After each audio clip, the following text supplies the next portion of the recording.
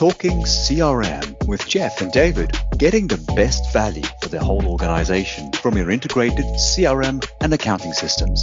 David Beard, CRM Principal, and Jeff Richards, Head of Training Program Development for Sage CRM, spend time chatting with customers, resellers, and others about Sage CRM in action around the globe.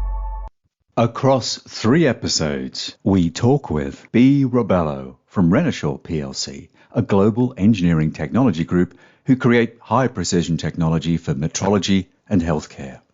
In this episode, Bea continues the conversational thread about integration toolsets, the current state of usage of the product, and her favorite use cases inside their Sage CRM instance.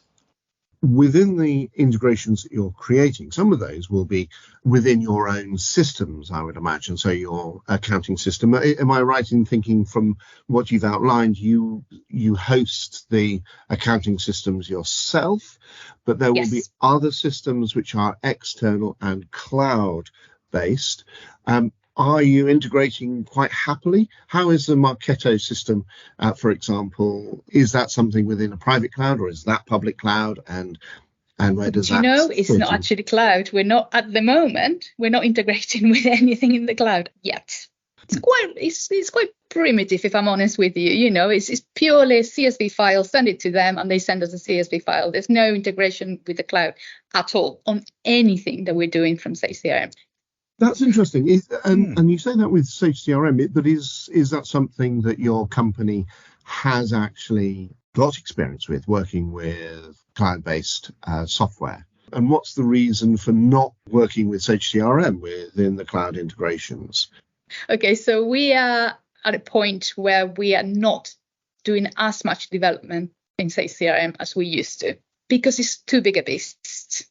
And so we've put stop to most development. We're still doing bits, but nothing major. So we don't have the need at the moment, just purely for commercial reasons. So I was going to ask the same kind of question from a different direction, Jeff, which is because you've invested so much time and knitting, plumbing, call it what you like, to bring it all together, it delivers for the business. And it's obviously quite important, right? So if it ain't broke, why do anything else to it? It's a little bit of that. It will change, but that's where we are at the moment. Back to, because I don't want to nod off, Jeff, with all your technical talk. You know what it's like for me. Thinking about some of your favorite use cases, Bea, what do you think some of the best things that you have either done, you can blow your own horn here, or that you think the business goes, that's great, without this we'd be not nearly as productive, effective, whatever?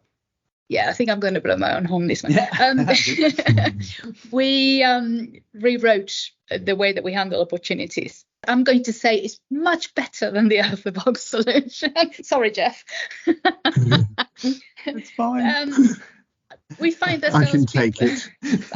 Salespeople like colours and charts and things that move and loads of information, but in a concise manner.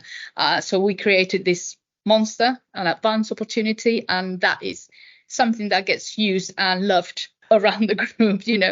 It's not your basic grey and green page. You have graphs, you have percentages, they love it.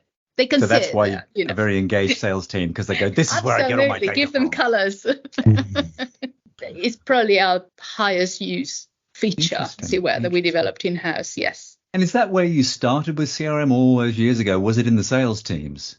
Yes. Do you remember? Yeah, I don't remember. Yes, I do. It's a long time ago, right? When I joined, we still didn't have the APIs. We were still very much out of the box. And the idea is that I did a 6 months to a year stint in Sage CRM and learn about it. And I enjoyed it so much that they've kept me on 23 years later. Yeah, it's gone from basic to a lot less basic, I'm just curious you mentioned Sightline earlier, yes. Which is, I'm imagining, some integrated to manufacturing sort of. Correct. Okay, yes. So how does that work with Sage CRM? What happens? A customer raises a case, and then what? Yeah, raises a case. We can actually raise a CCAR, a complaint, customer complaint, hit a button essentially, creates the CCAR in the manufacturing system.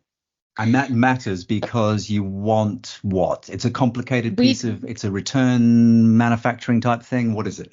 It is quite a complicated beast, and we don't want people in the sales department raising secrets in the manufacturing software, because it's huge and it's essentially sales versus manufacturing. So for a salesperson to ask them to actually, you need to go into a different system, manufacturing system that you're not familiar with, and then have to use two systems at all times. They don't have to do that. Putting CRM at the heart of everything. So, and also Absolutely. It makes the user experience much better. It defines Absolutely. The data correctly, the processes correctly. Absolutely. Less room for error, really. Just click a button that creates, and anything that happens in the CRM, in the manufacturing system, overnight gets reflected back into, say, CRM. So they don't have to go anywhere near the manufacturing area. Because they're salespeople, they don't care how things are made. They don't care about returns. They're just sales, you know. So we actually have quite a few integrations which work like that. ERP overnight, it refreshes and it populates again within Sage CRM. So you don't have to go to Sage ERP to have a look at a customer's sales or quotes or whatever. You can just have a look from Sage CRM. We just try to integrate as much as possible for the user, really, more than anything else. It's just much better as an experience when you have everything in one system. I'm going to be technical just here at the moment as well. So I'm warning David so that he can decide whether or not to listen. When you're working with those integrations, it sounds like mostly what you're doing is through asynchronous messaging. So you're sending a message out to another system.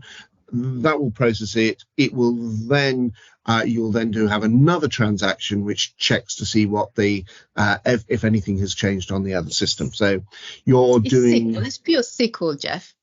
No, pure SQL. Okay, you're doing simple transactions. You're not doing immediate request response between the two systems. There is a gap in time between. So you're doing a scheduled series of jobs. Some of them run every 10 minutes, some of these things, because we need them to be time. That's a very interesting sense of the compromise. If those people who are not technical, and the reason for asking this is where you've got a lot of people working within systems and you've got a lot of integrations, one of the big questions is, how do I manage to get performance and reliability within that? How do I build in robustness? How do I build in performance? By using time-based tasks, it starts to allow you to scale. Absolutely. And you have to have a compromise, don't you, Bea, on the sense that if you need something immediate, then you have to have a schedule, like an escalation every 10 minutes to bring it to as near real time as possible. Yes, absolutely. We tend to divide it into 4 different SQL jobs, every 10 minutes, every hour, every day, and every week. And when somebody wants to see something, then we have to ask them, okay, how often do you need to see? How often do we have to refresh this? Can we do it weekly? Or does it have to be every 10 minutes? So yes, we are very aware of the consumption on the server, yes.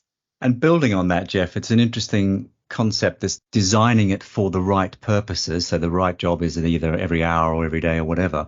Because the other thing, even though you've got 2,500 users, right, you actually only have a 300 seat license. Am I correct? Absolutely. You are correct. Yes. Yes. So that allows you, just shows the flexibility of the product. You can have multiple people logging in and out because they do it at different times of the day around the world, I'm guessing. Exactly. Yeah. Exactly. Right. It has been that way for quite a while, 300 seats, hasn't it? It's been that quite a long time. It has been, yes. Like I said, a salesperson on the road might come in the office and use it for an hour, and then that's it. But an admin person, I'm sitting very close to one of them as we speak, actually. She's there all day.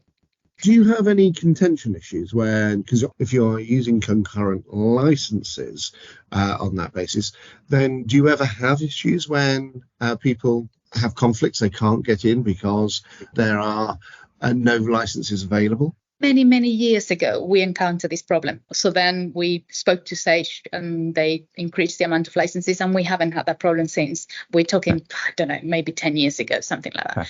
And what I'm going to do is just to put a little factoid out here again for listeners who are not familiar with the licensing model with Sage CRM.